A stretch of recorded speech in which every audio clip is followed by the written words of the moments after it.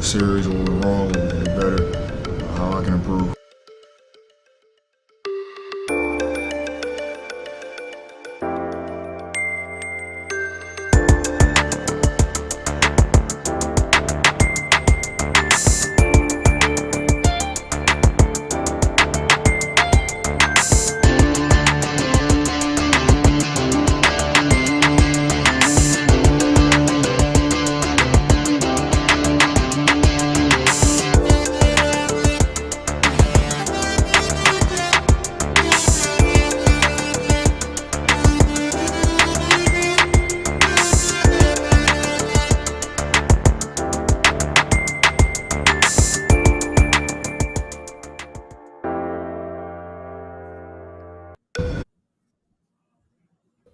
What's going on, everybody? Hopefully everybody's doing good out there.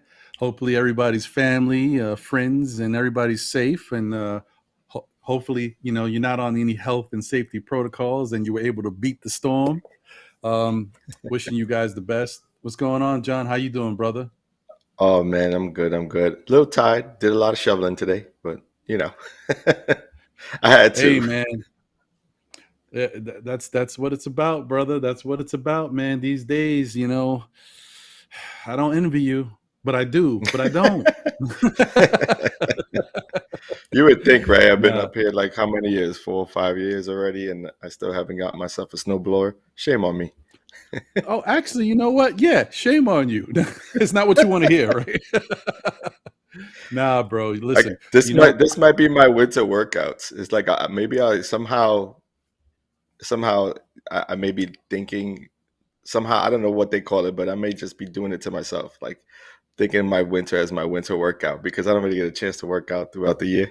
This may be my winter workout into the summer. I don't know. You see, I got the guns out. This is the gun show. Yeah. No, okay, all right, relax. Let me calm down. Anyway, yeah, I think you nah, man, you're doing what you got to do. The bottom line is you get everything done. And everything's taken care of. But yeah, you're doing it the hard way because that's the way most people do it. So don't feel any kind of way, bro. You are. Yeah, here's the interesting thing. I because I was doing that this afternoon, I wasn't able to watch the game, but I heard every single minute of it. So I was listening to the game today. So I got probably a different perspective because I didn't watch it, but I did hear it. Oh. Yeah, that's interesting. That's an interesting take to have to watch the to listen to it. Blowout. Yep. And listen to the blowout instead of watching it. Yeah. That's what I mean. Sorry, I'm still shell shocked. I'm still recovering from all the blows, the Charlotte Hornet blows. Anyway. Yeah, man, but I'm glad that everything's okay. Everything worked out. So you would say you did what you had to do. So no more shoveling. No, I'm good. All right, I'm good. See? There you go. Straight. There you go. All right, until the next storm. Yeah, until like another week or two from now, right? Right. Anyway, I'm glad that that's all taken care of. I'm glad that you look well. You may be tired, but the point is you look good, and hopefully the family's good. Yeah, all's well. All right, cool. How about you? How's everybody? I can't complain, man. I'm I just this whole thing right now, it's weird because you forget sometimes that this is the winter, and it's still cold and flu season. So you still got to take care of yourself a little bit. I mean, I think the other day I got like a little 24-hour bug. I was getting sniffles and stuff, but then it went away. So it's just like, that's where I'm at right now. Yeah, that's usually how it goes during this time. Yeah. Well, hey, man, we'll keep churning along like our New York Knicks keep churning along. But that's it. Before we get to what's really going on with these New York Knicks, and it's been an eventful week. First let's hear a word from our sponsor. That's right. We're back, baby. Sponsored by Urban Cowboy. Designed for a lived experience, right? This. I mean, you guys could probably say it with me. Urban Cowboy clothing, uniquely designed for every urban trendsetter, both young and mature. And as I said before, guys, they got some really hot stuff. Lately, they got some nice colors, and I think they're going to be coming with some spring colors soon. Not too soon because we're still in the winter, but sometimes when it comes to clothing, they bring out the line a little early before we actually hit the spring. So you guys should definitely go check out the website and stay tuned for that. Absolutely. Yeah. So, John, let me tell you, man. This week has been very eventful. We were blessed. I mean, I think, did it happen the same day that we went on for the NBA report? The trade? Yes. Yeah. Yes. It did. So look, we were blessed that we had breaking news on the day of the NBA report.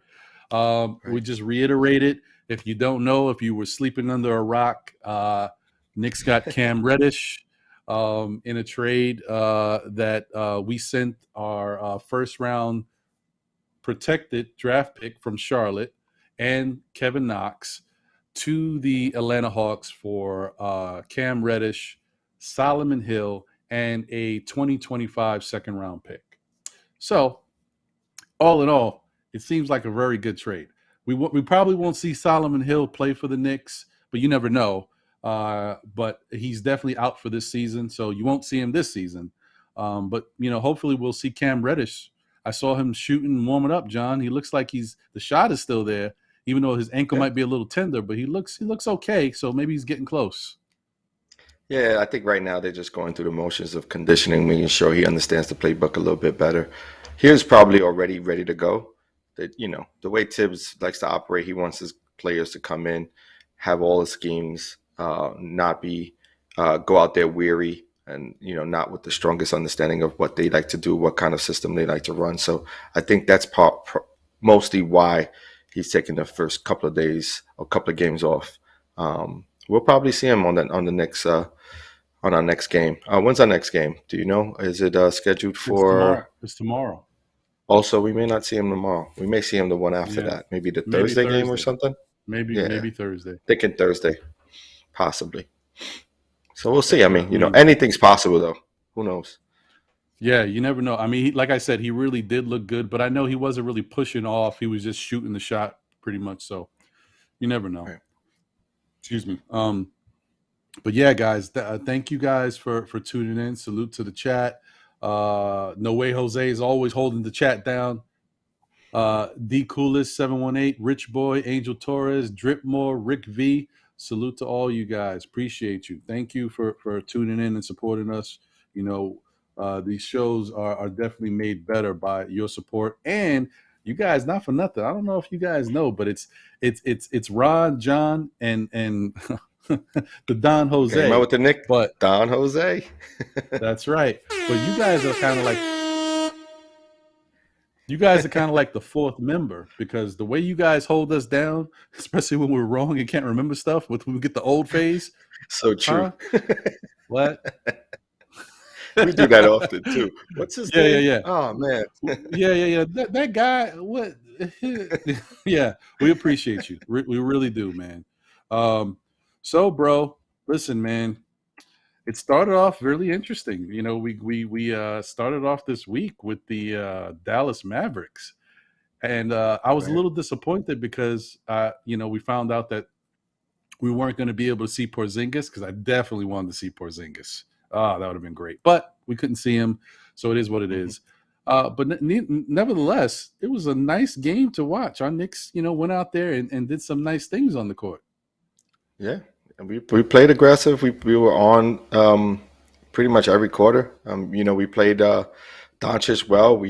I think it was a combination of Burks and it was mostly the entire team, but it was a combination of Burks and RJ that sort of were guarding head to head with Luka, and they did a great job of contesting shots and making it difficult for him to get going. We out rebounded them. We had good assist numbers, and RJ had another really, really solid game. Yes, he did. And just for those out there who may or may not know, the Knicks beat the Dallas Mavericks in convincing fashion. They won 108-85. So it was a nice, rare blowout for these New York Knickerbockers. We haven't seen one of these in a little while. So it was definitely, especially over a hot Dallas team. You know, they came in and they were playing really good basketball. And then the funny thing, damn it, I forgot who it was. Shoot. Because they played us, right? And then they played, I think, the night after, or maybe it was 2 nights after. And they blew out the team they played. And it was a pretty good team. The Warriors, correct. Right. The NBA is so weird. It's so funky, man.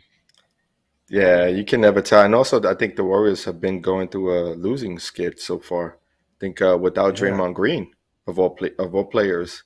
I think Steph took off today. I think he had I think they lost tonight, but I think he was also on a break, probably like the rest day or something. But yeah, the NBA is like that, man. Sometimes you meet a team at the right time and you can come out victorious, and then there's sometimes you may be hitting on all cylinders, but then there may be times where both teams are playing well and you have a very competitive game, and it may land to the end. Oh, the Grizzlies. Oh, it was the Grizzlies. I got it. The Grizzlies. The Grizzlies. Thank you. Yeah, that's who it was. It was the Grizzlies, and the Grizzlies have been playing really hot basketball in their own right. It's not as impressive as Golden State, but almost as impressive. Almost. Yeah, because we've been bigging up Ja Morant and what he's doing over there. So yeah, that's pretty impressive. The thing about this game that I thought was interesting was not only did RJ play well once again, which is good. They're still doing this. It's not really a new look offense. It's just RJ has the ball in his hands at different spots. I think his usage rate is probably similar to what it always is. He still touches the ball the same amount, but it's just where he's touching it. And so he's allowed to be able to see the whole court and make more moves, and he's being a lot more aggressive to the paint. So we've talked about this multiple times. And, once again, Fournier played pretty decent in this game. Julius shots. Yeah. Julius helped out and played really good team basketball. And our new secret weapon, which the Knicks have been trying to go to him each game.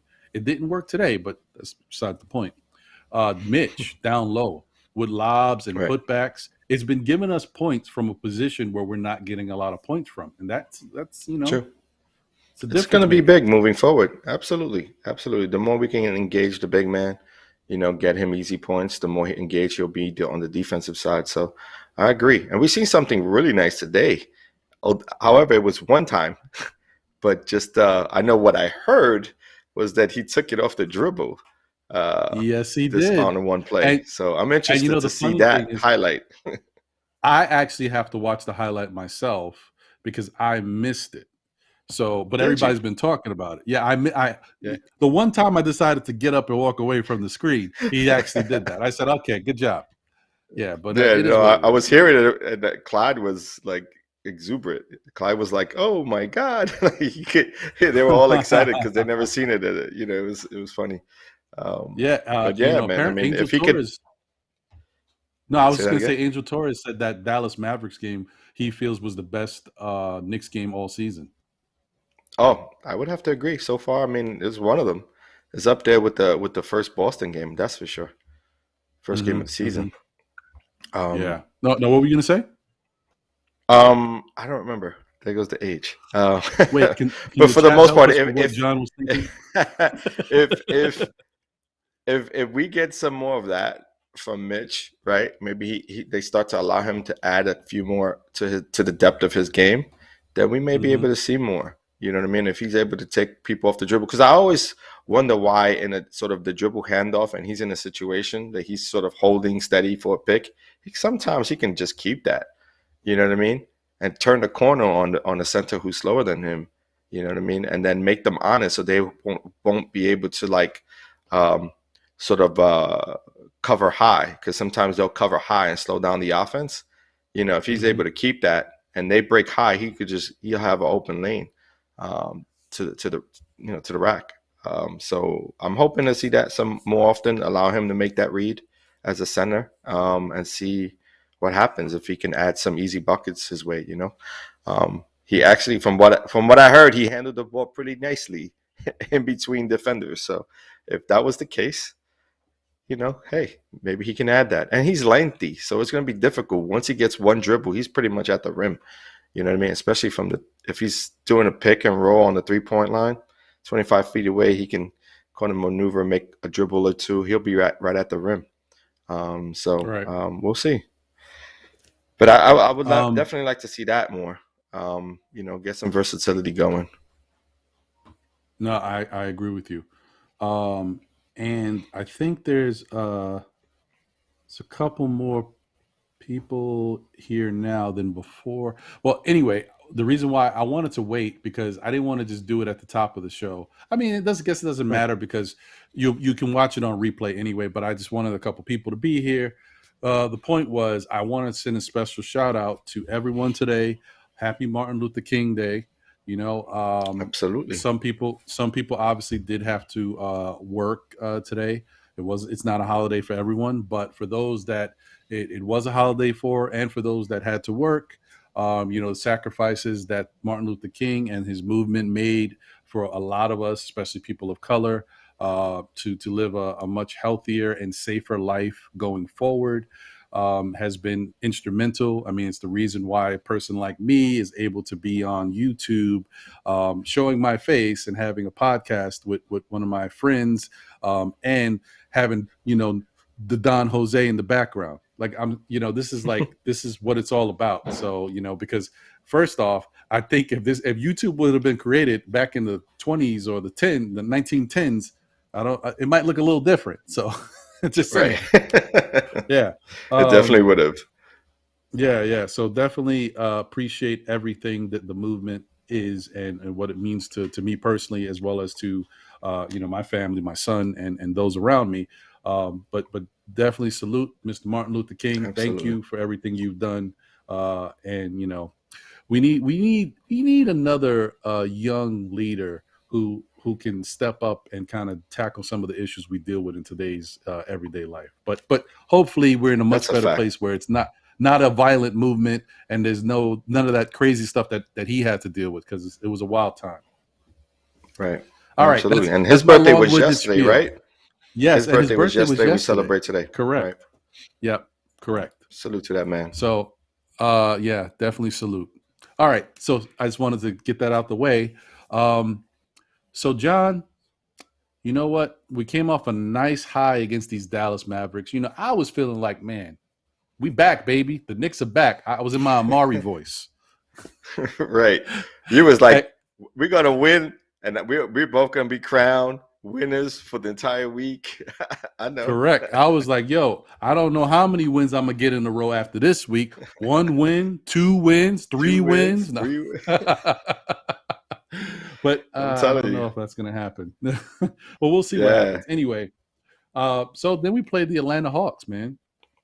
And, I was looking forward to that game, too. And the good thing is, for the most part, Atlanta had everybody. They didn't have Bogdanovich either. Right. Well, I mean, like, key members. Those actually are two key members, but I'm saying compared to everybody who was out on health and safety protocols, like, a lot of those guys are back. I guess so. I mean, they're not the same team without them, that's for sure. They did have Hunter back. Hunter. They had Hunter, and they haven't had Hunter, consistently for most of the season. Yeah, I get you. So it was good. But every team is not healthy, right? Like, we're missing a couple of key players too. We're missing Rose. We're missing, if you want to say Kemba, you want to say Noel. We were missing a few guys. I don't know how key they will be moving forward, but we were missing a few players around. Yeah, I agree. So what do you think about this game? This was a fun watch. I enjoyed the way we played Atlanta. I realized that they're sort of very similar to us, where they sort of struggle offensively because they don't really have an identity of their own, right? It looks like they're sort of playing off of Trae Young a lot, and they don't really give uh, other players an opportunity to get some shine.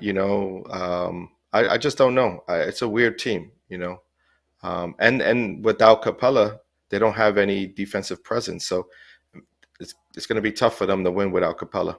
So I'm thinking they may be looking for a trade or two in order to get a little bit more depth in their center position, maybe power forward position or something like that.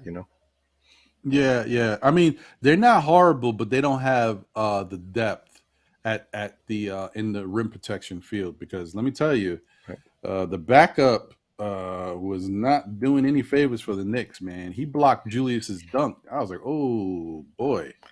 Right. Let me see what the hell. Oh, you want to know what his name was? I do. Hold on. I gotta find it. I'm not gonna leave without finding it. I'll help you there. Dang? No, it was a Congo. Gargle Dang? A Congo. No, a Congo. Okay. Yeah. A Congo. Yeah. Gotcha. A Congo, man. This dude, he ain't no joke when it comes to blocking shots. Got some blocks in. That he But did. they didn't seem like they really, we got into our groove, and once we got into our groove, man, we was hitting on all cylinders. And this was a game where we had all of our starters in double digits, so everybody got involved. So that was good to see. Yeah, it was a very nice game for the Knicks. The Knicks won 117-108 for those who may not have known the final score. And as John mentioned, I mean, this was when's the last time you saw the starters on the Knicks have this type of line: 26, 24, 14, 18, and 17. It was a really nice game for the starters. So I was really excited and happy about the game. It was close at times, but for the most part, I felt very comfortable that the Knicks were going to win. And I wasn't worried. And the funny thing is, when you watch the game, it seems like Grimes, a little bit of RJ, a little bit of Randall, they all seem to have played pretty good defense on Trae Young. Although Trae Young still finished with 29 points. That's how good he is.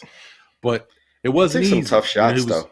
Yeah, yeah. But he always does, though. There's a part of me believes that he always takes big shots, like tough shots, not the most high percentage shots. And there will be days where he's on fire and he'll make them, and some days like he had against the Knicks where even though he scored a lot of points, he wasn't hitting those big shots in key moments of the game. Right. And let me just double check one thing, because I believe that is the case. Let me see. I just wanted to check Mitch's numbers in the Dallas game. Yep, that's what I thought. So Mitch had 19 and 10 in the Dallas game, right? And then in the Atlanta game, he had 14 and 13. So, the whole big thing we've been complaining about Mitch for a long time was the fact that, he should be getting, at least I've been saying it, he should be getting double-digit rebounds, because it shouldn't be a problem for him with that type of ability, the height, the leaping ability. Like, he should be able to do that. And now he's doing it. Man, what a difference. He didn't do it today, though. Unfortunately, he didn't do it today. He did not do it today. But, that 20 pounds that he took off helped him a lot. It's all depending on the teams we play, man. I mean, again, you see the difference. I mean, some would say that the Hawks are a really good running gun team, but they haven't been, they haven't been gelling as a team. And you look at John Collins' play as of late has sort of dwindled a bit because of him not getting touches, and not being a part of the offensive flow. So, I think a part of that is I think when you're missing players like Capella that allow you to get secondary opportunities, and also Bogdanovich, who plays strong on the defensive side, gets stops a lot, like that allows for John Collins to get an opportunity to be more involved in the offense. but it just doesn't seem like that's the way they've been playing this year. So we'll see. We'll see if they turn it around. I hope not, for our sake, to be honest.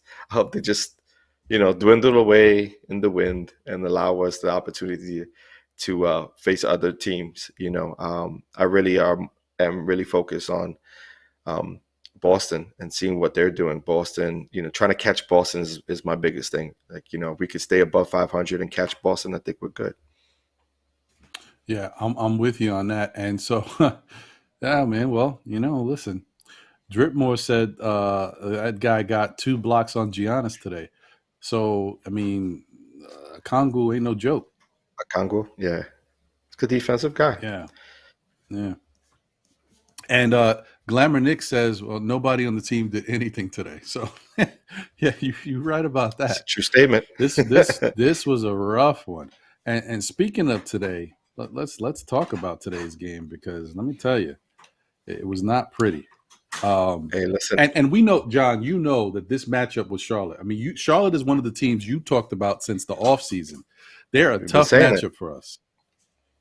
Just the skill level that they come with. They have good depth. They have they have length. They have everything. They're quick.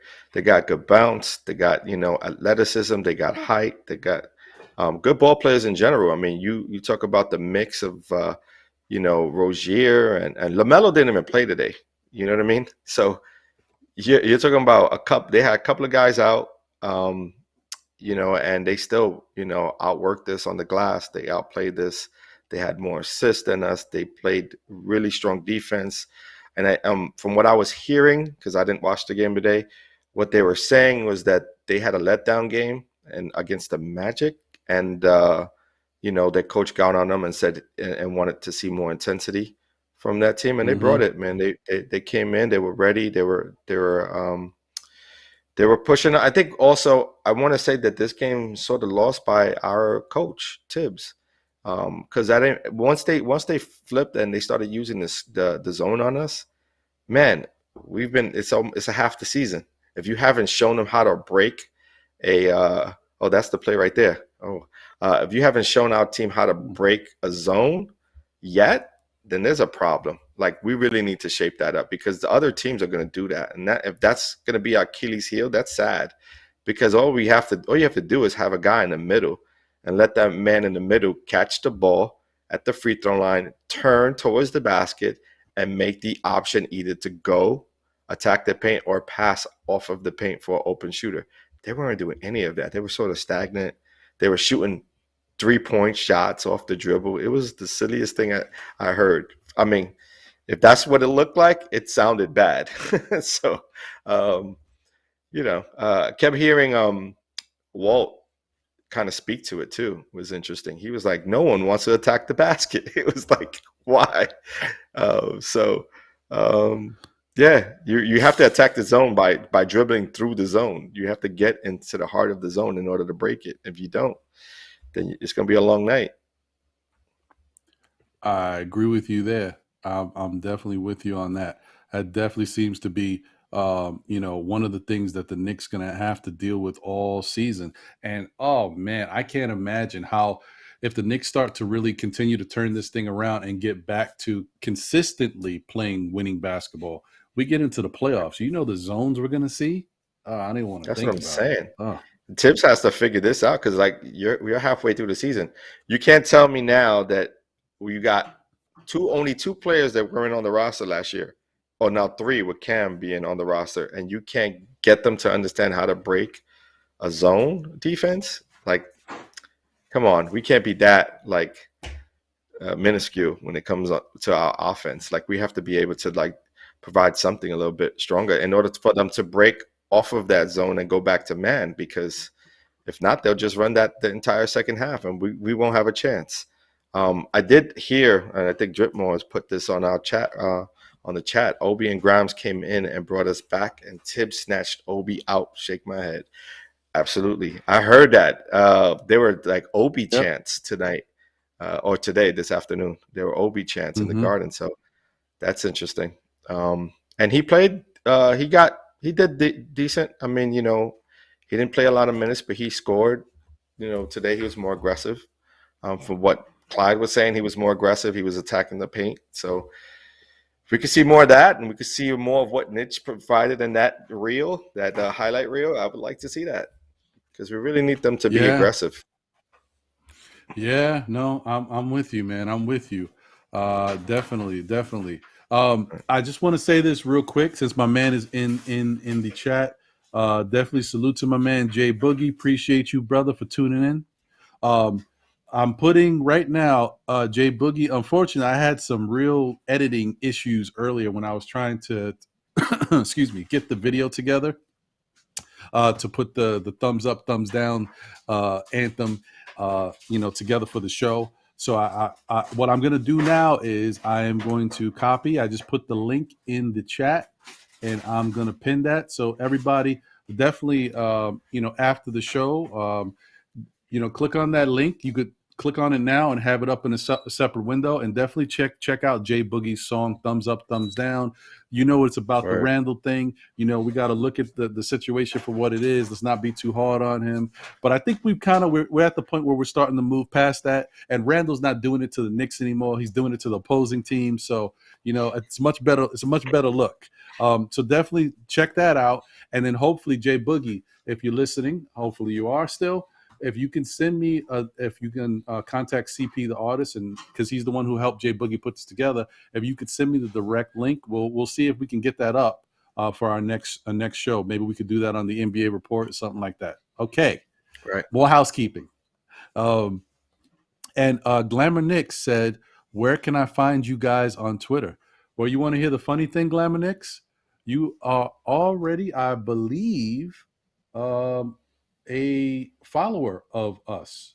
I think you are. Maybe you're not, but let me see here. If you go to @StillKnicksFans, yeah, right there at the bottom, @StillKnicksFans, and just click on that. The reason why I said that is because I think I was in a Spaces earlier with you. So definitely salute to you and appreciate you, checking out our content. Thanks for joining us. Great, thank you. And John, I don't know if you've checked out Spaces yet. It's really it's interesting. It's been going on Twitter for a minute, but I never updated my Twitter app, so I didn't see it. Right. I never saw it. People were sending me invites, and I couldn't get in. Apparently, now you can click on. Check that out. They've got these little spaces at the top, so you can have like Nick Talk and all this stuff. You don't have to have video talk, but just Nick Talk. It's cool, and you could do it while doing other things. Like you could have the thing on your phone. And you don't have to even be in the app and still listening and communicating. It's pretty cool. Oh, that's dope. I sounded like a real nerd right there. Sorry, guys. I got excited because new stuff. I sounded like an old fogey because I was like, oh, interesting. I have no idea what you're talking about. Anyway, but so this is the thing. We saw what they did today. I just think of this as a letdown game. I feel like the Knicks, if you want to say the Knicks are back, maybe that's a strong word. I feel like the Knicks are back to playing the type of basketball that they should be playing. That doesn't mean they're going to win every game. That just means they're playing better basketball. Today, I think was just we got hit with a buzzsaw. See what I did there? The Hornets buzzsaw. I don't even, I don't try. This just happens naturally. It's too easy. It's too easy. Yeah. I don't see it the same way. I think it was I think we just got outplayed, outcoached in some instances. I would just say that, Tibbs, the next time we see the Charlotte Hornets, we just got to be ready, and be more consistent on the offensive end. Defensively, I think we gave up way too many points in the first half. And Miles Bridges went off. You know what I mean? I think he had 28 in the first half, only 10 in the second half. Like, I get it. The guy can be hot, but like, if you allow that player, Miles Bridges to beat you in the first half, you don't allow Rozier to beat you in the second half. That's what it ended up becoming, is like a tale of two halves. So you have to lock in and clamp down somehow. Allow Miles Bridges to beat you the entire game if that's the case, right? And don't let the rest of the team beat you. But with him and I think it was both he and Rozier were the ones who lit us up today. Right. You're not lying, man. That's the thing. They have a team of good offensive players. So, the fact that LaMelo was out I knew that didn't mean we're automatically going to win the game. They got good guys over there. Gordon Hayward, I think he had like 16, 18, something like that. So, he also put up some good numbers. He didn't shoot it well, but he had a decent scoring night. But the thing is though, also they have some good defensive player. Martin, skilled defensive player. You know what I mean? That's one of the twins, right? That's his name. Plumlee, he's not the best, big in the league, but he gets you your rebounds. He can score some points.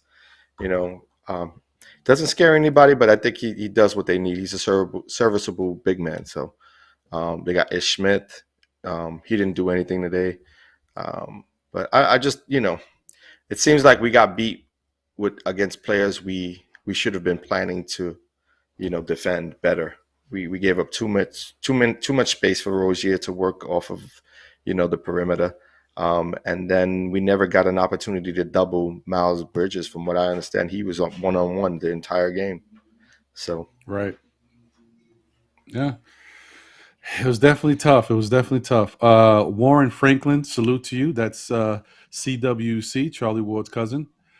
Tibbs has to go ASAP. Y'all see how he do Obi? Shake my damn head twice. Yeah, man. Listen, people aren't happy with the way Obi's being treated. Today, you could have a little bit of a gripe because Obi actually played decent in the minutes that he got. The past couple days, he's been struggling. He hasn't been doing anything to really warrant more minutes. I think he's just been, mentally just been in his own head. Struggling. Yeah. But today he looked pretty good, and it made sense because the Hornets play a pretty up-tempo type of game, which suits Obi's style. So right. But also, if a team goes against you and plays zone, he should have plenty of opportunities, right? A player like Obi has plenty of opportunities to break that defense down. He could be the person catching the ball at the free throw line, or he could be a wing player, you know what I mean, who should be diving to the basket to catch a feed from, like, let's say, a Taj Gibson, right? Because Taj played heavy minutes tonight as well. That's the thing. Noel can't get healthy. We're in trouble. We need to get some depth ourselves if we can't get Noel to play major minutes. Because, to be honest, in my opinion, Todd shouldn't be playing these heavy minutes. Todd should be someone who's sort of a situational player, even though he's skilled and he's got the skill level to hang with these guys. I just think like he's at the age of his career where he should be mentoring these young players, to see some minutes on the court and just like explaining to them what he sees on the court so they could get better. But right now we don't have Noel and we have to play Taj heavy minutes, man. It's tough. Oh, yes. Actually, you know what? And thank you, Glamour Knicks. Yeah, you're right. Yeah, I agree. Charlotte just came out. They were hungrier than us, definitely. And obviously, what John mentioned gives it some context. They got their butts kind of handed to them, and the coach kind of was expecting something from them, and they took it out on the Knicks. So it is what it is. Sometimes it happens. And they say she said no one really had an answer for Bridges. To that, they say in games at New York, when you play in at MSG, there are players who are looking forward, especially star players. They're looking forward to make a name for themselves at MSG, and Miles Bridges he's probably in line for like most improved player of the year, right? When last year we would have said the same thing about Randall, right? So you could look at Miles Bridges as being a player who should be in the runnings for that, that award this year. And he keeps this up. I mean, he's had a solid season so far. He keeps this up. I expect him to get some votes. But yeah, he had a solid night.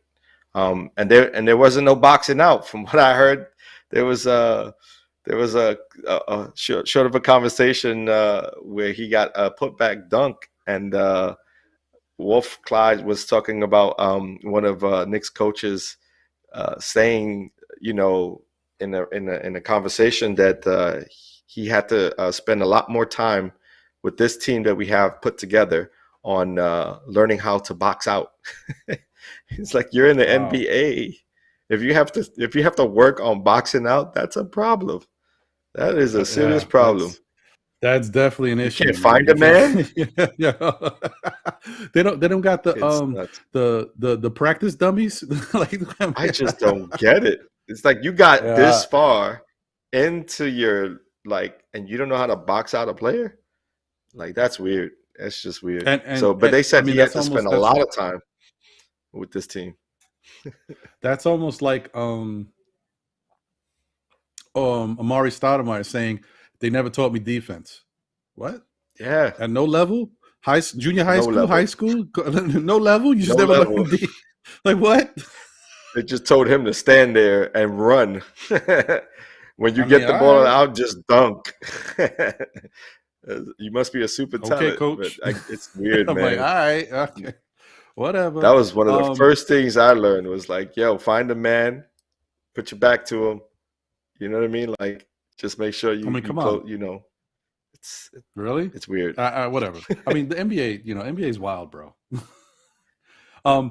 And one more thing, just to answer Glamour Nick's question, I understand what you were saying now. So for John, we don't have it listed yet, but we'll get that together.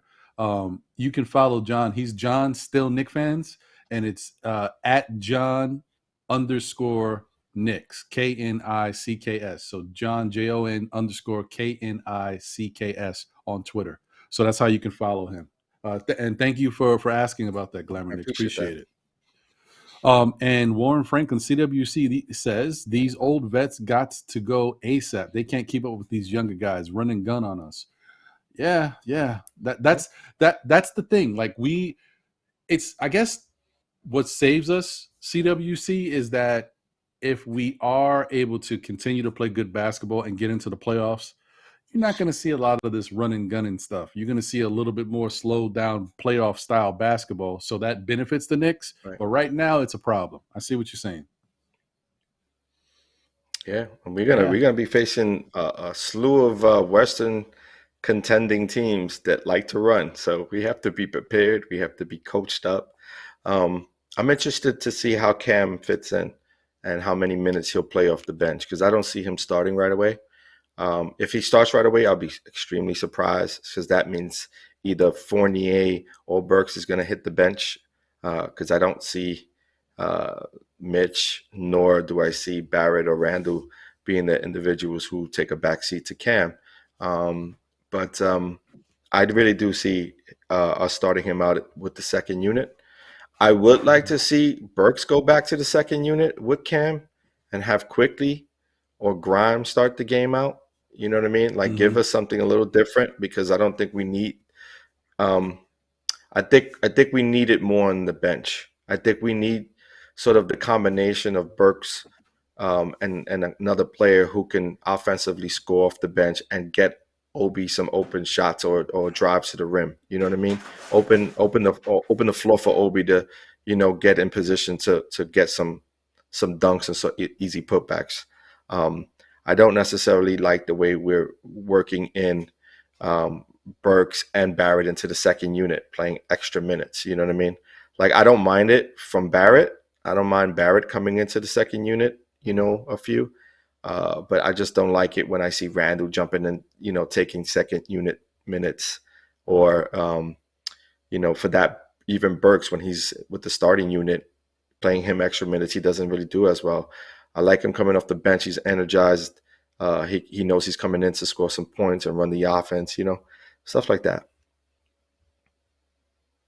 Yeah, I'm with you on that. That makes a lot of sense. And I agree with you. Like that's the thing. Like, as I said it before, when we talked about in a previous show, I think it was an NBA report, the Chicago Bulls and how they use the sum of all their parts in right now the most effective way possible, and that's why they've been winning. I mean, right. Of course they go up and down. Every team loses games, but just the overall picture of how they've been playing is because they've been using their players to the best of their abilities, and it's kind of worked out. So I think the Knicks are getting closer to doing that type of stuff. I think what they're doing with Fournier is good. What they're doing with RJ has been and definitely helping him. And I think eventually the more they keep playing together in this style, in this fashion, you're going to see some games where they explode the way they did against Dallas. Just take some time. I hope so. I really do. I really do hope so, because that's the sort of playing we need. That's the consistency that we're all looking for. We're looking for that sort of consistency. Even the same consistency the way in which we played Atlanta, where all the players are getting involved in scoring the ball. Like, we need that consistency. I think the players are talking about having that consistency. They just haven't found it together yet in a consistent basis, game in and game out. Like, once we get that, I think we'll get a lot more wins on our backs, and we'll be in good shape. But we just haven't had it all season, so it's hard to like pinpoint whether or not we're on that trajectory. You know what I mean? Right. Yeah, I mean, I agree. I know CWC does not like the vets. Salute to Canal Banlaya. Appreciate you, bro. Thank you for joining. Yeah, CWC does not like the vets. He's all about the ready youth for the movement. youth movement. Yeah. Yeah. No, I feel him. So let me ask you this, John. Now that you know kind of how the Knicks have been playing in recent times, but forget today. It's like today didn't happen, and let's just go with the positive, the way they've been playing, and the fact that we've acquired Cam Reddish. What else? And plus, now you've had a little bit more time to see what's going on, what the rumors are around the league, like who's out there, who we could. Is there anybody that you like that you think we should look at to bring into the team to kind of help what we got going on right now? If I was the GM, I would be reaching out to the 76ers and finding out if the asking price is what the asking price is. Like, and trying to figure out a way to get Ben here.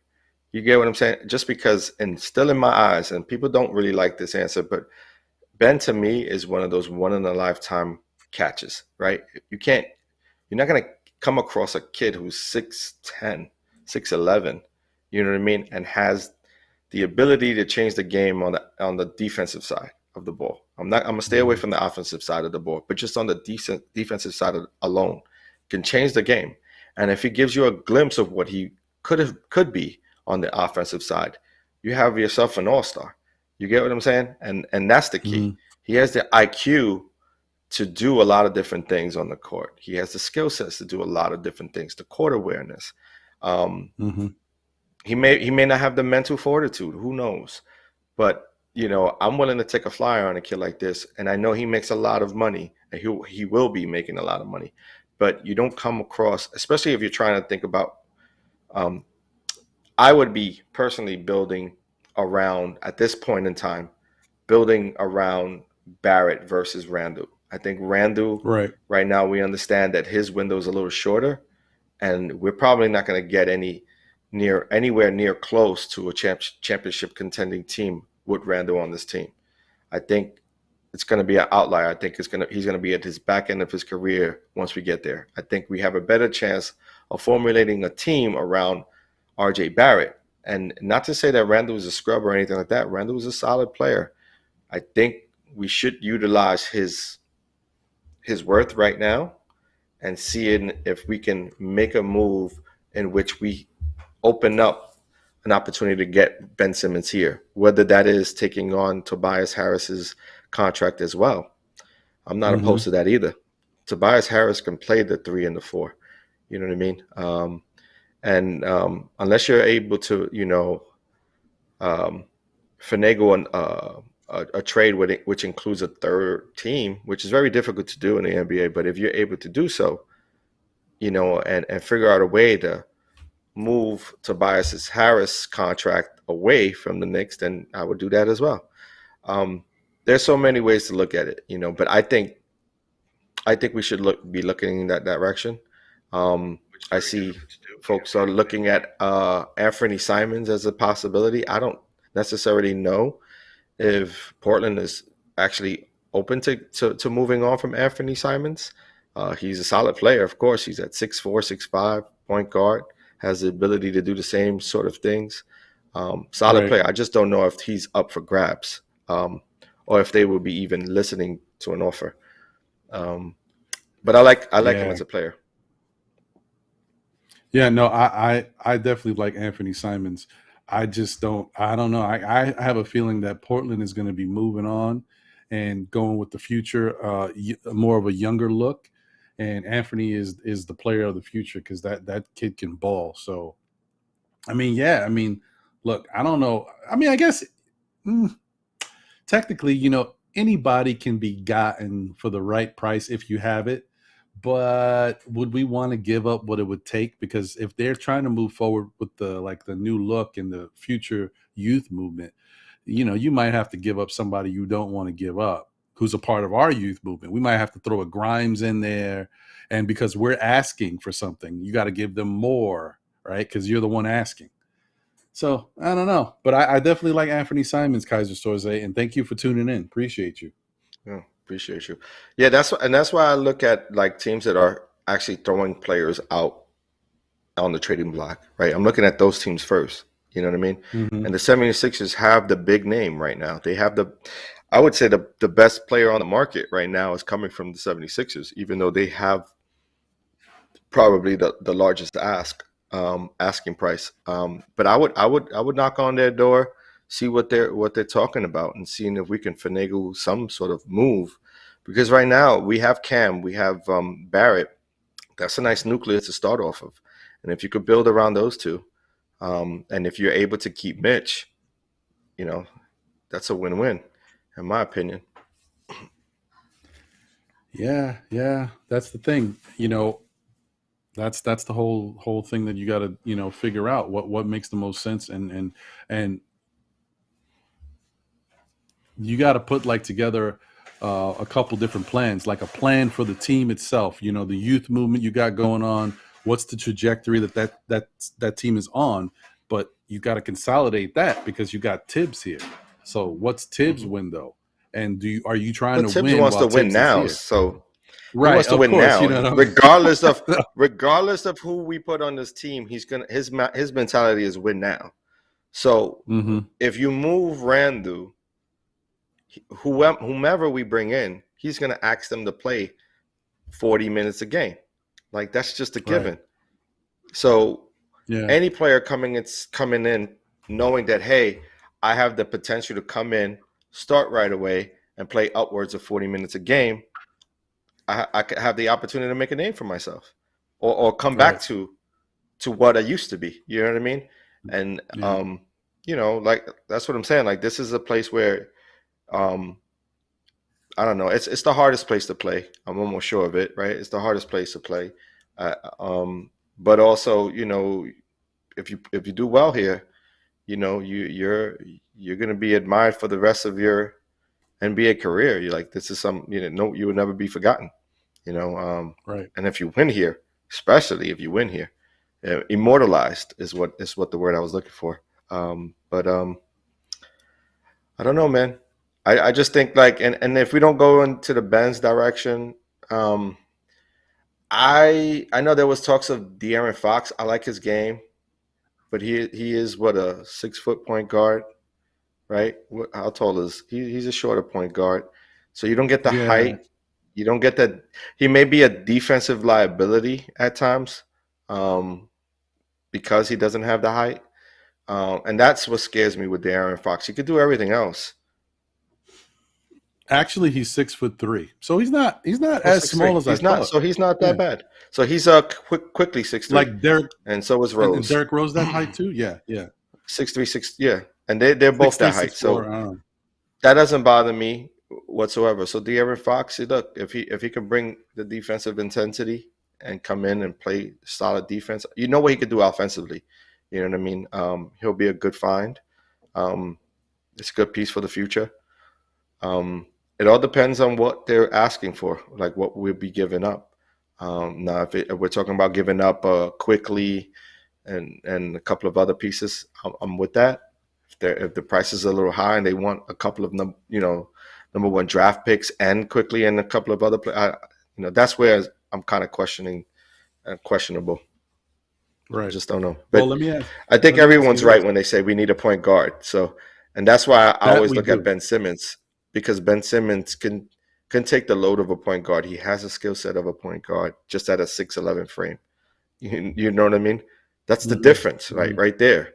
And you don't necessarily have to continue to, you know, you don't have to you could look at free agents at that point. Once you get a Ben Simmons, you could get a look at free agents and build your depth around length, to be honest, and maybe some speed. Because if you get some speed and some length and some shooters around them, you could do almost anything defensively and offensively.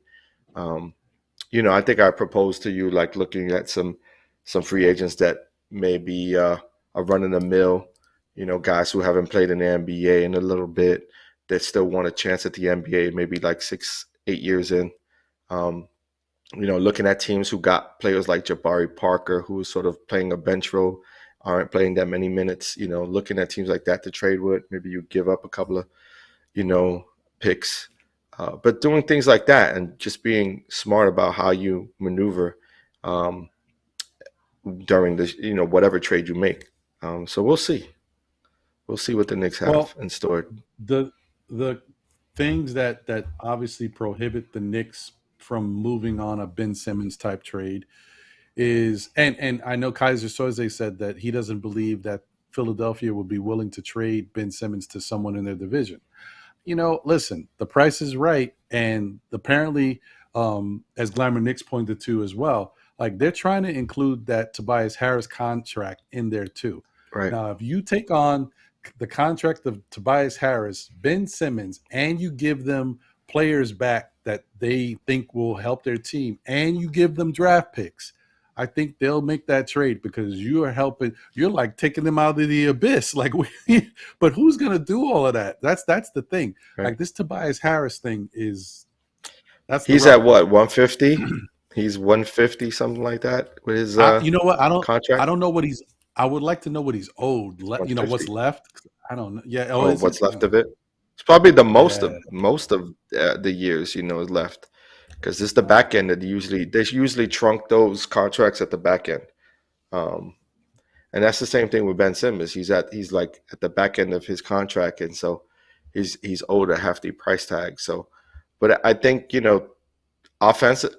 Look, listen, if you take on that contract of Tobias Harris, you know you have him for a couple of years, as you'll probably be over the luxury tax at that point, right?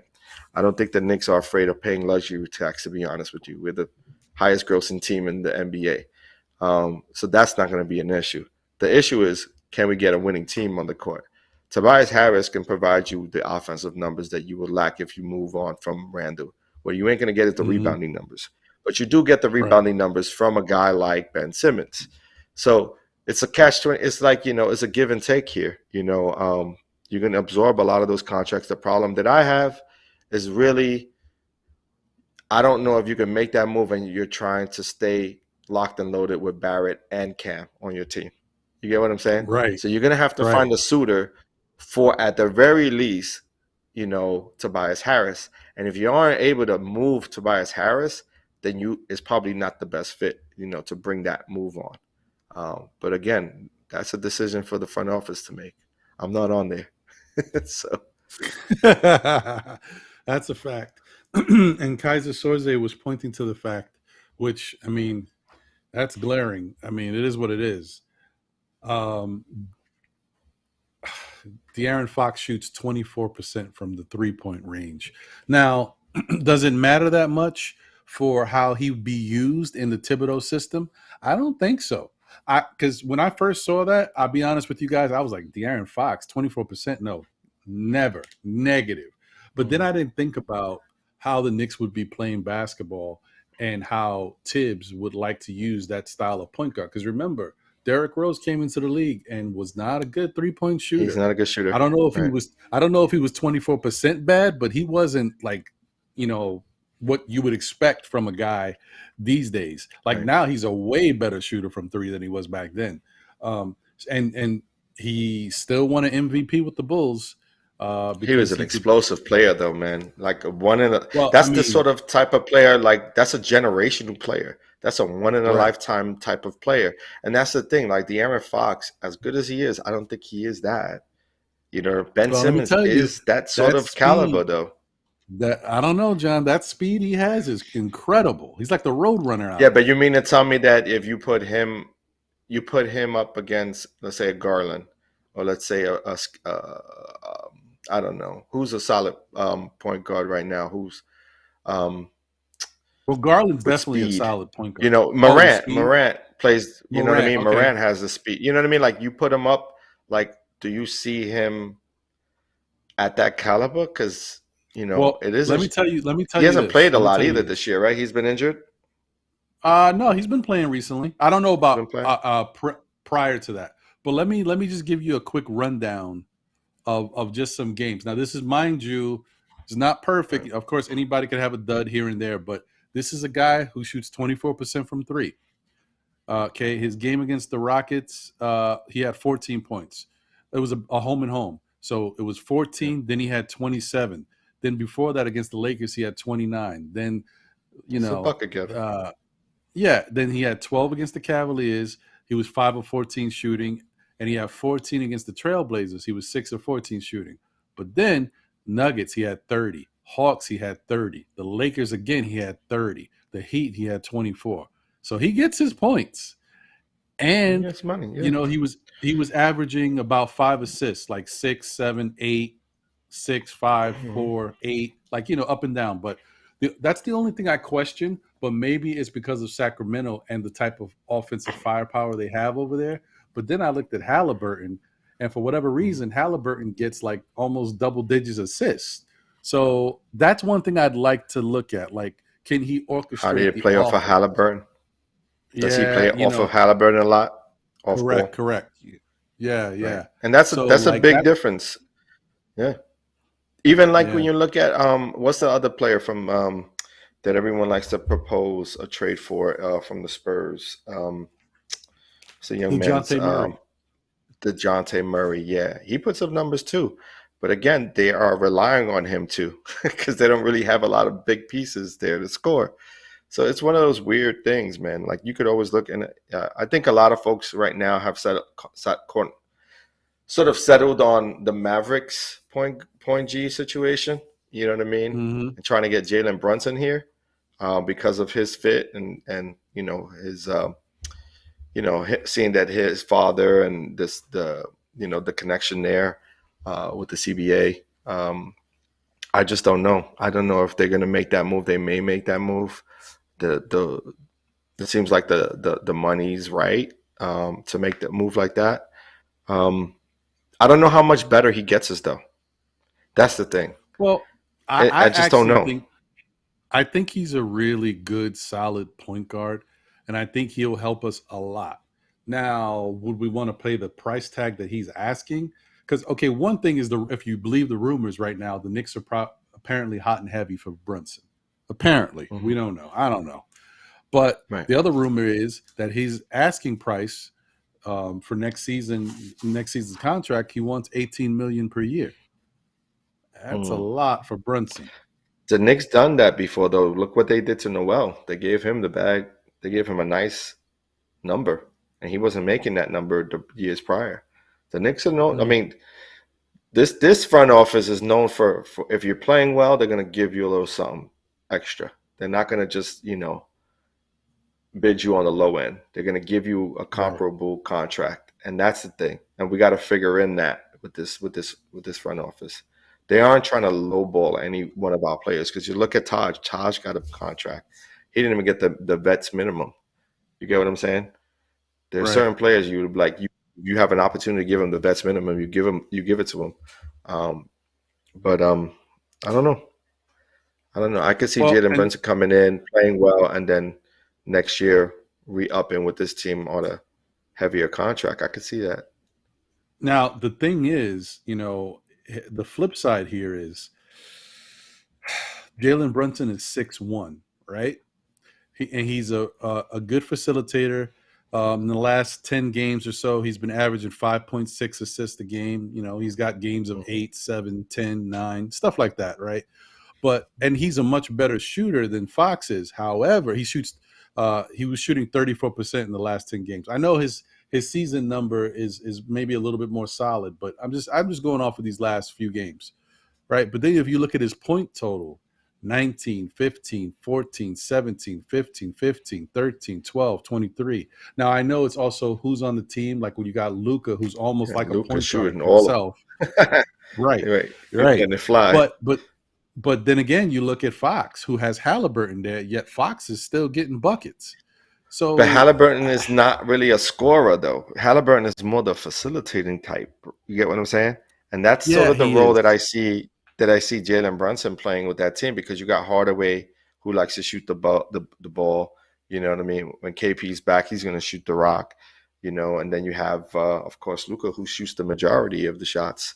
You're probably like third option, possibly, Right. if you're the point guard. And you know what? To your point, this is why I'm just saying I'm just doing this for comparison's sake. Even when you look at Halliburton, 17, 24, 14, 17, 21, 14, and then in the midst of High these assist, games, 10 assists, 12 assists, 9 assists, 9 assists, 10 assists, 12 assists. Like Halliburton's nice. Halliburton's more of a LaMelo Ball type, though. That's the Right. thing. He's one of those, unique, skilled players who can, dribble past defenders and make a nice pass to an open shooter or for alley-oop. Very skillful, has an eye for the game, high IQ guy. You know what I mean? He's not looking for his shot, but he'll take the shot if he's open. I always liked Halliburton. He was high on my draft. It was him and Obi, basically. I know, who man. I was looking at. I know. And, And unfortunately, I was still on the I was on the fence, dude. And you know what? Hindsight 2020. Yeah, it's true. When we were looking at it, we were talking together, and I was like, man, we got to get Halliburton now. We got to get Halliburton. And then all of a sudden, Obi thing, and I wasn't mad. I was like, you know what? Obi's going to be good. But it is what it is, man. We're going to be all right, man. I just think that, the Knicks I don't believe the Knicks are done, right, with this trade, within the trade deadline. I think we got almost a month left still, and I think we're going to hear some noise as we come closer to that trade deadline. And I think we're going to make at least one more move. If we make one more move, let's see what it is. Hopefully it is for a point guard or for a game-changing type player that will help us move into the direction that we all want to see, which is like youth. We want to see a youth movement rise and be catered to in New York.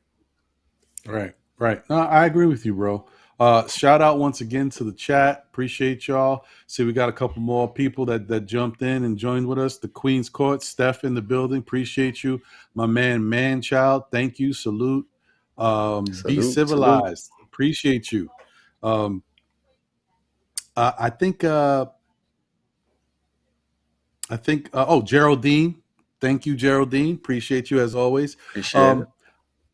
I think that, to be honest with you, I think the Knicks are probably going to try to go all in for Jalen Brunson and see what the waters look like. Are they shark infested or not?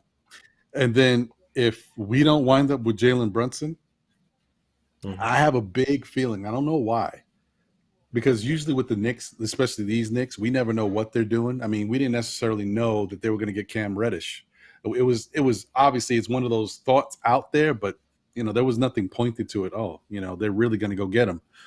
I think on February 3rd, if that's the right date, because I think that's the day that you can go get a De'Aaron Fox. I think that is what might happen. If they don't get Jalen. Yeah. Okay. I think I just have. I don't know why I have that feeling. I like that I don't hear anything. I actually personally enjoy that because that shows me that they have things on the clamps. You know what I mean?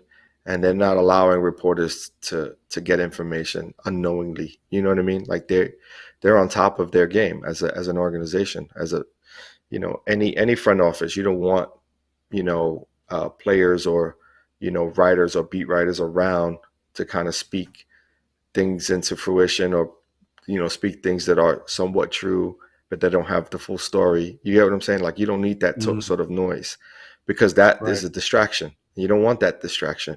You want it to be about the players and how they're playing on the court. You don't want it to be about the front office and how inept they are. You know what I mean? So I think the reality will show itself, the closer we get to this trade deadline. And if we don't make no moves, and in my opinion, then they're looking to see what they can do with the team that we have. And if we don't, then you'll see a lot of changes during the offseason, because I don't see a lot of these players coming back.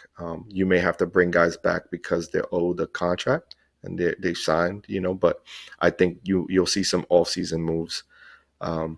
I wouldn't be surprised to see that either, like us staying put and just playing it out the rest of the season. I'm with you on that. Well, you know what, bro? I think it's time for us to do our weekly prediction. All right, let's do it. Let's see if I can get myself together.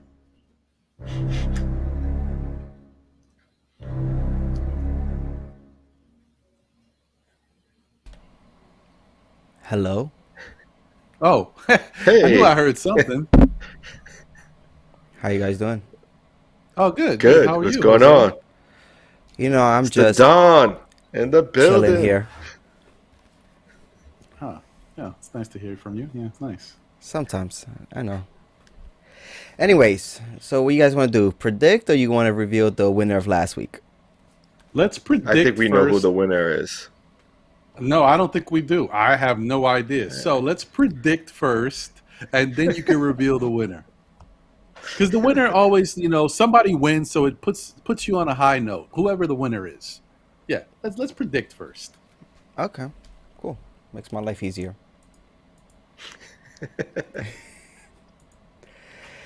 All right, gentlemen, ready? Go.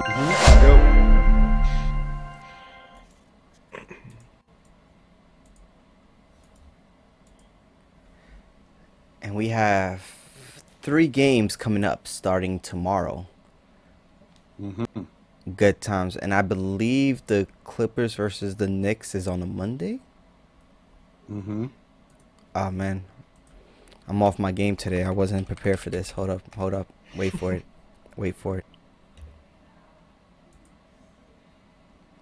There's like people fighting outside my window, so I'm trying to like pay attention to you guys, but also pay attention out there.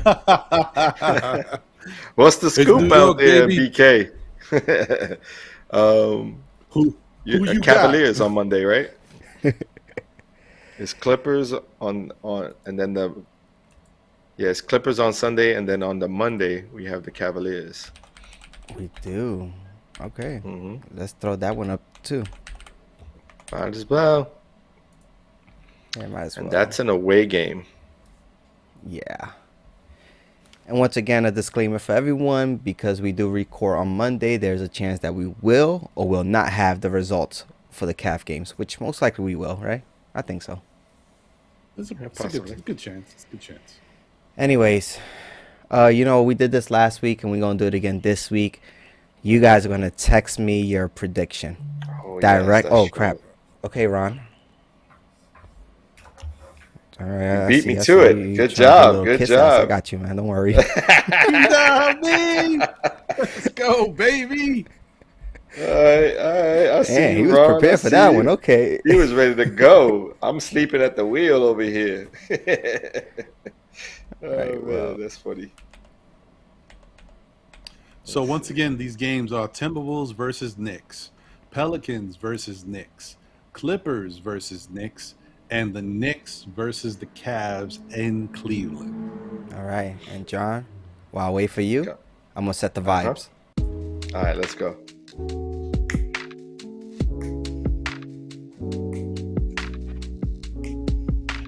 This is like I'm about to hear some Nora Jones or something, or maybe some Sky. Hey.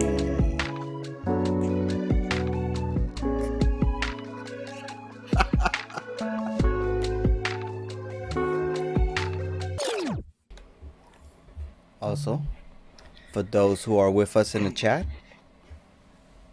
look on the chat. I put up a poll. Who will be the king of prediction this week? Would it be Ron? Would it be John? Go ahead, place your votes. And if you're watching this after we went live, I want you to put in the comments as well who you think will be the king of prediction. Would it be Ron? Would it be John? And it's okay if you hurt their feelings. They're grown-ups. They're grown men. They will be fine. That's not cool, man. It's a tough crowd, B. It's a tough crowd. Wow. Ron, you everywhere, so I know you're gonna get a lot of. Nah, B, there's no favoritism. Nah, don't even do that. No, nah, ain't no favoritism. Go for who you think's gonna win. I'm playing victim. Pick who you really think knows what they're talking about. Oh man. All right, folks. So I muted both Ron and John, so they can talk. They can talk to each other, but they won't be heard by you guys because they were talking too much. The results are in. Now, by a raise of hand, who would like to go first? Ron, John. Actually, you know what? Scratch that. I'm gonna go by the poll. Let's see who's winning this so far. Oh.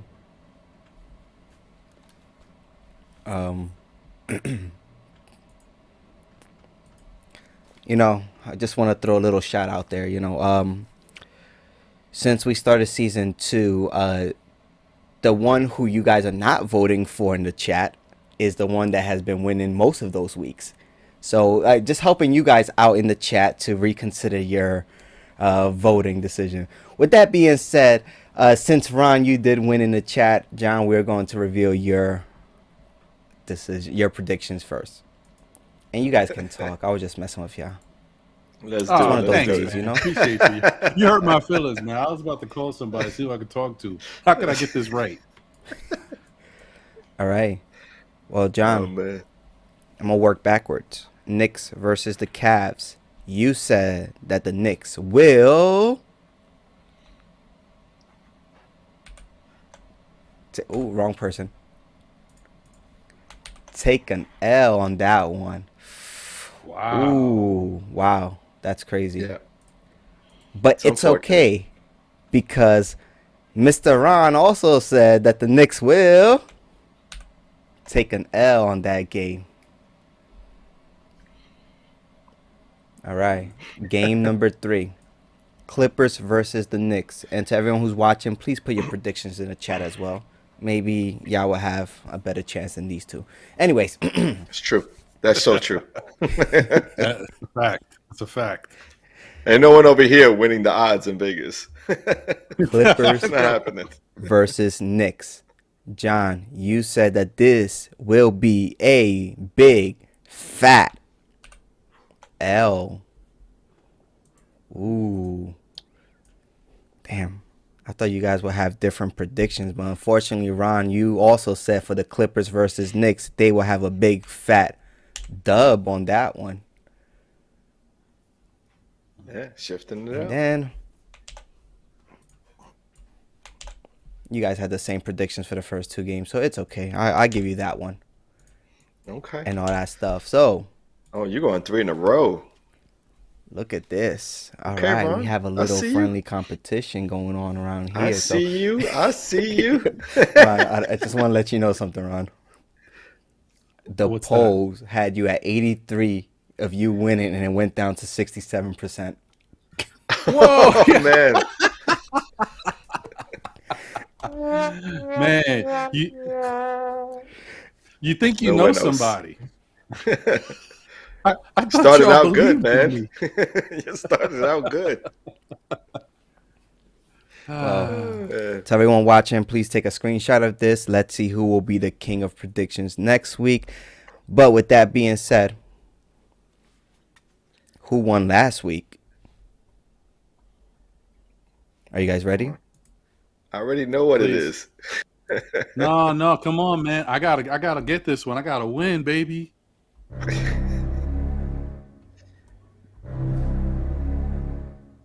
And the winner is both of you. Let's go. Oh. Come on, John. This is our moment, baby. We did it. Okay. Yay! There you go. Yeah. You're a hot mess, man. For anyone who hasn't seen last week's episode, you can just check us out on YouTube. Check out that episode. they both had the same prediction without knowing each other's prediction. So surprisingly, surprisingly. Anyways, but we didn't do well because we said we were gonna win all three, and unfortunately, we lost the last game. We really thought we were gonna take all three. So I'm a bit disappointed in sort of this win, sort of an empty win for us today. It's a tough room, man. We want it all. Yeah. Well, anyways, that's my part. I'm out. Bye, guys.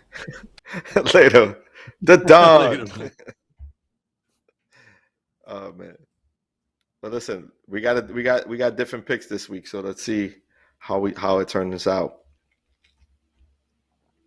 Yeah. I feel good about it. I mean, listen, there's definitely going to be a winner next week. It's going to be one of us. We know that much. I hope it's you because you got us winning more games. Well, yeah, me too. Because if I win, we win. So I'm with that. Exactly. Right, salute to D-Raz for jumping in. Appreciate you, brother. Thank you, as always. No more L's in January. I'm with that, D-Raz. I hope so. That's the way we got to keep it going, man. We'll see what happens. I don't know, but I'm optimistic. I like the way we're moving. I think we're going to keep doing some things, and I can't wait to see Cam out there on the court. When Cam gets going, that should be pretty cool if Tibbs can find him some minutes, because that's the other thing. He's got to figure out how's he going to play this guy, too. We got a lot going on. Let's talk about that real quick. How do you think that rotation panning out? Honestly, I think Tibbs is going to continue. Well, I gave it a caveat, okay? So right now, I think Tibbs is going to continue to play the same guys he's playing until stuff doesn't work. Now, when they play tomorrow, if Fournier has a bad game, and I don't know, maybe but somebody barring who we know is out, what do you think? Because that's what I think. There's no timetable when Noel comes in, right? I think that what would happen is Obi might just take a bench game. You know, whenever Cam is ready, maybe that first game, Obi just takes a bench game. Just chill, get some rest, take a load off. I don't see that. And then maybe, you don't think so? I don't see it. I think he might, because you know what? Right now, Obi is kind of like getting the lowest minutes of everybody. So you figure if you cut Obi's minutes for one game, I'm not saying going forward, just one game, just to get Cam's feet wet out there, and you give him a little bit of maybe, you should play small ball. You give him a little bit of Taj's minutes and whatever. Mm-hmm. There's some minutes to go around if you go small ball. Then you probably might be able to see Cam for about 15 minutes, maybe 15 to 20, depending on how you make it work. And at least, you get a shot to take a look at him. And then you go from there. Then you go back to, okay, now I got to figure out what I'm going to do. I just think that's the easiest way to do it for one game. Right. I was looking at it like this. You got Mitch on the court. You got Randall on the court. He's playing Barrett. He's playing Fournier. And he's playing Burks, right, to start the game. Now you're looking at Quick. You're looking at Quick. You're looking at Cam. You're looking at Grimes. That's what I'm saying. You're looking at Grimes. You're looking at Obi, and you're looking at Taj. Right, and he likes to play 8. So if he's not playing 10, if he likes to play 8, right, you're losing 2 of those players. So in my opinion, I think we're gonna see less of Grimes, and we're gonna see. I think it's Grimes minutes. I think you're really going to see, man, because Grimes has been playing really good defense against some of these guys. It's tough. But I hear you. You're going to, because Cam plays defense. He's being brought in to play defense. So, and I think it's going to be between Grimes and Quickly. I think you're going to start seeing Quickly's time diminish depending on what he sees on the court. If he's out there and he's throwing up threes, he's inconsistent with his 3-point shooting, I think you're going to see a combination of Grimes and Cam out there sort of running the 1 and 2 position. I think he's gonna need Obi. I think he's gonna need Obi to cover some minutes at the 4. There's someone that's going that we're missing though in regards to a small forward position. So I'm not really sure. I think Cam plays more of a 2-3 than he does anything else. So I could see him filling in that role. But Obi, I think Obi's minutes are going to be exactly what they are, 15 a night. I don't think that's going to shift. Even when he's playing well, I don't think he's going to shift away from that because he really enjoys having Randall on the court. I think he's confident in Randall, especially in close games when he's not confident in Obi.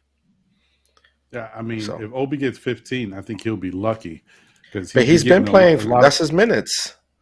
That's his average per game for the year. But recent times, he's got 3 games of 9. Then he got 11. Right. I don't know what he got. I wonder what he got today. I feel like today he played a little bit more, maybe. I'll tell you what he got today.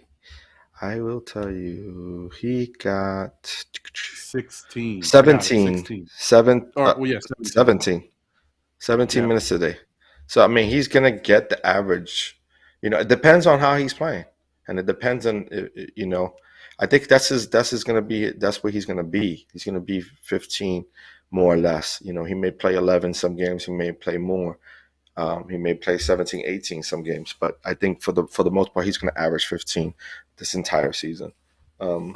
So hopefully he could bring it, bring that intensity. He just has to be aggressive like he played today, and he'll get this a little bit more.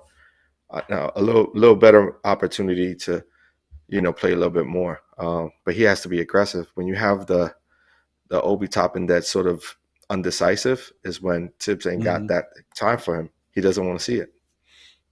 So yeah, no, I'm with you on that. I think that now that you break it down like that, that could be the case because one thing is, Cam is a. I'll tell you one thing.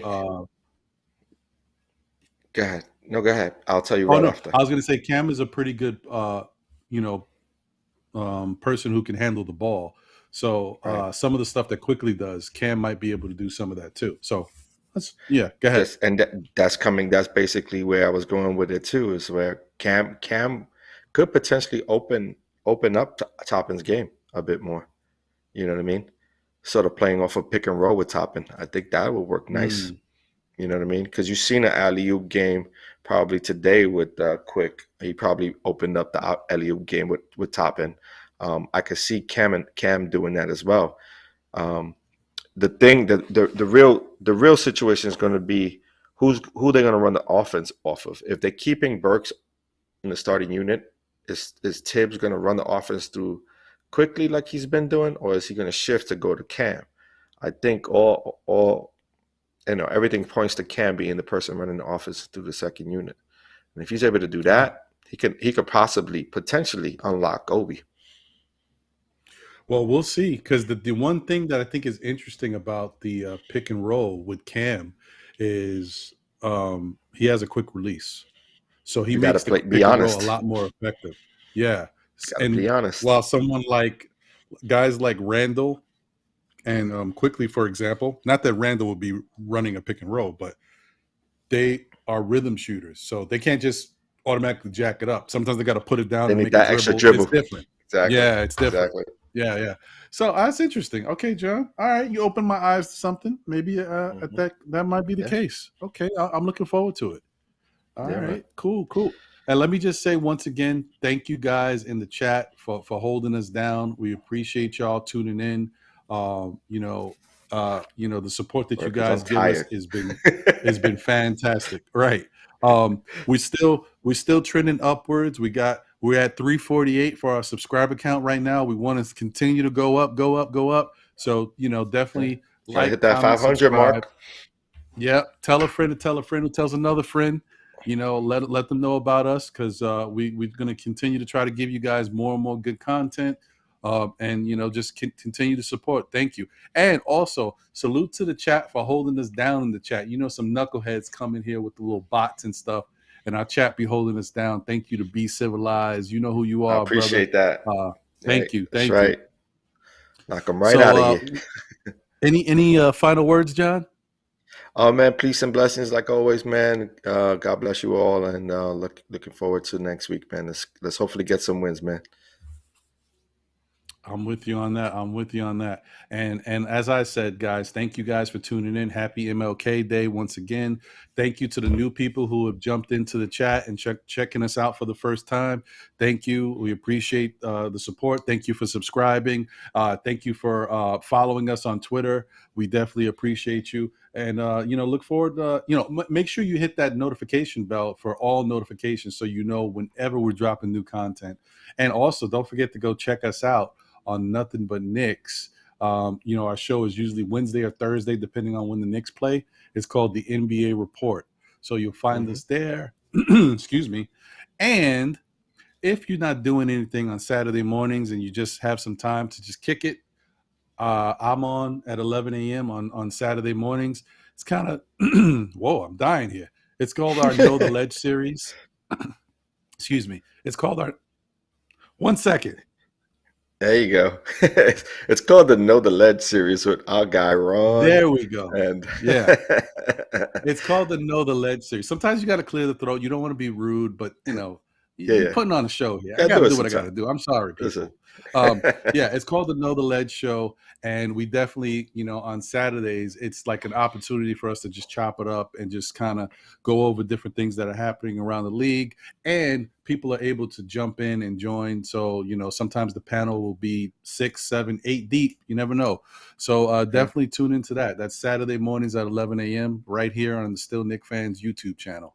So once again, I love thank to you hear guys the variety of voices. So definitely tune in on Saturdays and jump on in, man. Appreciate that. That's pretty dope. Thank you. I appreciate that, John, because you know what? I work hard to bring these people. No, I'm just messing with you. Yes, you do. We do a good job of getting people to come in and support. And definitely, we're looking for always. It's a chance for everybody, to have a voice. So Glamour Knicks and people, who just joined in, if you would like to get on and talk, I mean, if you don't even have to show your face. If you have an icon, you can just have the icon up and you can just talk and talk about how you feel about the Knicks and what we got going on. So that being said, once again, thank you guys. Thank you to our man, the Don Jose, for holding us down on the 1s and 2s. All the time. That's our guy, $100,000, man, $100,000. So we will see you on the next one. Stay safe, stay healthy, and thanks again for tuning in. Appreciate you guys.